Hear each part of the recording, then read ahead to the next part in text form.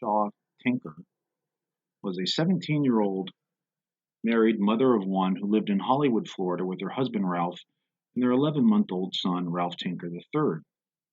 Arietta was a pretty, slender, blue-eyed blonde who had been with her husband for 3 years and had been married for 18 months. Her family, including her father Dickie and her brothers and sisters, all lived in Hollywood. She was known to her friends as Sam. Arietta had separated from Ralph, but they were planning a possible reconciliation. On Wednesday, April 9th, 1975, Ralph dropped off his wife at the Hippopotamus restaurant in Hollywood Beach, Florida. He asked her whether she wanted a ride home. She declined, stating, "No, I'll find a way." Ralph later recalled, "I never saw her again. I reported her missing the next day around 1 or 2 p.m. I just thought she would be out for the night. I got worried and called the police. She usually comes home around 5 or 6 p.m." Police later reported that Arietta had been seen at Lum's restaurant in Hollywood near Young Circle having dinner that day. She had apparently spent the day at Johnson Beach in Hollywood. Her husband Ralph said his wife would sit on the beach in front of the restaurant. The Hippopotamus restaurant was known as a hangout for the Outlaws motorcycle gang. Ralph said that Arietta knew a couple of the outlaws who hung out at the Hippopotamus. The outlaws lived up to their name. In May of 1976, 6 members of the gang were sought in connection with the abduction, rape, and beating of a 27-year-old woman in Pompano Beach.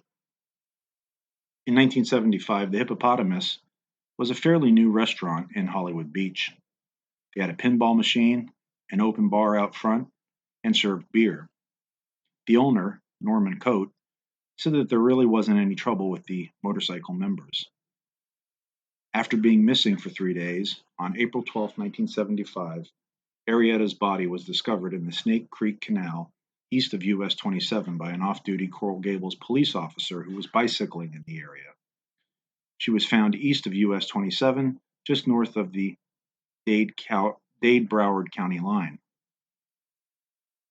There were no obvious external marks of violence on her body. She had been in the water for 3 days. She was identified by her husband on Sunday, April 13, 1975.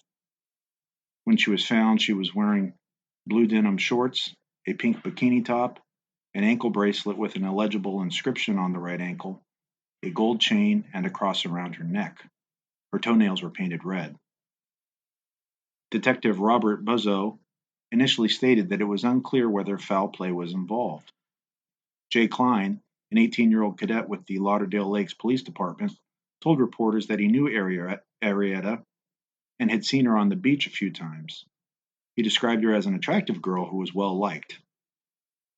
Arietta's husband Ralph took and passed a polygraph test at the request of Miramar police. He later stated that he had no understanding as to why anyone would want to kill her. He said she got along with everybody. I don't think anybody had any reason to harm her. She was a very good housekeeper and mother. You couldn't find anyone better. The police declined to say whether Arietta's death was a homicide. They later stated that she had drowned, but the manner of her death was undetermined. They admitted there was no explanation as to why she would be in this isolated location.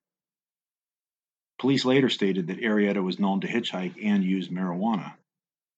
Police were unable to form any leads and there were few witnesses. Her death was not labeled as a murder. There was no reason for her to be in that area and no reason for her to commit suicide, said one detective. She must have accepted a ride from somebody. Police finally noted that there were no suspects. Was Arietta the victim of a tragic drowning and accident, or was she murdered? There was no reason for her to be in this isolated and remote area of western Broward County.